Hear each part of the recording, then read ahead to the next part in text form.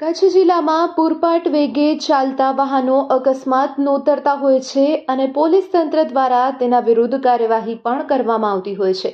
ત્યારે આજરોજ એક એવો જ કિસ્સો પ્રકાશમાં આવ્યો હતો। વાત કરીએ ભુજ માંડવી રોડ પરથી એક પિકઅપ વાહન ફૂલ સ્પીડમાં જઈ રહ્યું હતું, જેના ગાડી નંબર છે GJ12BV1086।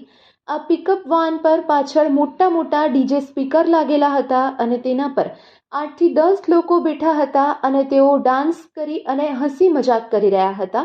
ત્યારે આ બાબતની પોલીસને જાણ થતાની સાથે જ પોલીસ દ્વારા તે વાહનને ડિટેઇન કરવામાં આવ્યું છે અને આરટીઓને દંડ માટે કાર્યવાહી કરવાનું પણ કહી દેવામાં આવ્યું છે। ત્યારે પોલીસ સાથે અમારા કચ્છકરે ટીવી ન્યૂઝની ટીમ દ્વારા વાતચીત કરવામાં આવી, ત્યારે તેમના દ્વારા જણાવવામાં આવ્યું કે આ પ્રકારે જે વાહન ચાલતા હોય છે તે પોતે તો ખતરામાં મુકાતા જ હોય છે, સાથોસાથ બીજા લોકોને પણ જોખમ ઊભું કરતા હોય છે અને આ જ પ્રકારે અકસ્માત સર્જાતા હોય છે।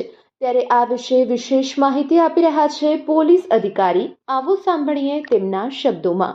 આજરોજ બપોરના સમયે માંડવી ભુજ રોડ ઉપર એક પિકઅપ વાન GJ12BV1086 નંબરનું, એમાં ડીજે લાગેલા હતા, મોટા સાઉન્ડ। હવે એ ડીજે ઉપર 8-10 માણસો બેઠેલા અને ડીજે જોરથી હાઈવે રોડ ઉપર વગાડતા આવતા હતા। માણસો બેઠેલા હતા, એના ઉપર ડાન્સ કરતા આવડતા હતા, એટલે બધું આ ધીંગા મસ્તી ને એક પ્રકારના સ્ટન્ટ ટાઈપે આવતા હતા અને સ્પીડ પણ એટલું બધું પૂરપાટ સ્પીડમાં હતું। વાહનની સ્પીડ એકદમ ઝડપે હતી, એટલે કે આ ગમે ત્યારે ગંભીર પ્રકારનો અકસ્માત સર્જાઈ શકે। આવી સ્થિતિમાં વાહન પસાર થતાં એની જાણ થતાં તરત જ એ વાહનને લઈ આવી અને કાયદેસરની વાહન ચાલક વિરુદ્ધ કાર્યવાહી કરવામાં આવેલ છે।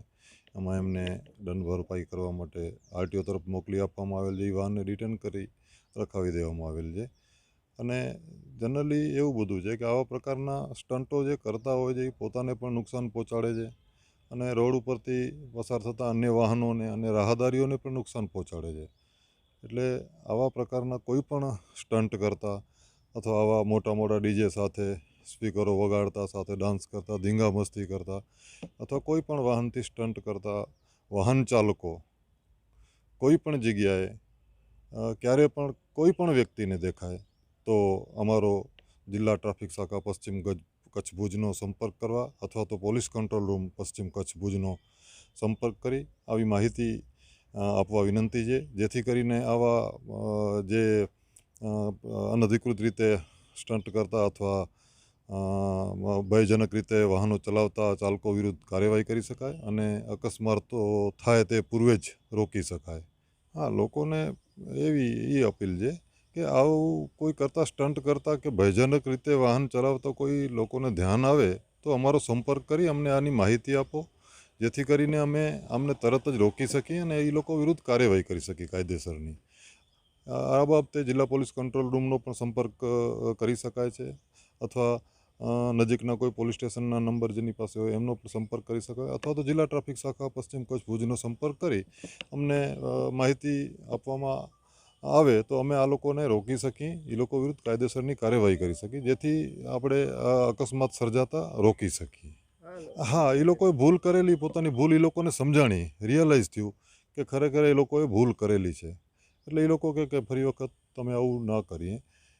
એ લોકોને જ્યારે પકડાય છે ત્યારે રિયલાઇઝ થાય છે, એના પૂર્વે જે કરતા હોય છે કૃત્ય ત્યારે એ લોકોને ખબર હોતી નથી અને પછી પકડાયા પછી ખ્યાલ આવે છે ત્યારે એમને હકીકતની ખબર પડે ત્યારે એવું પણ કહેતા હોય છે કે અમારી સાહેબ ભૂલ થઈ ગઈ છે, ફરી વખત આવું ક્યારે નહીં કરીએ, એવું કહેતા હોય છે લોકો।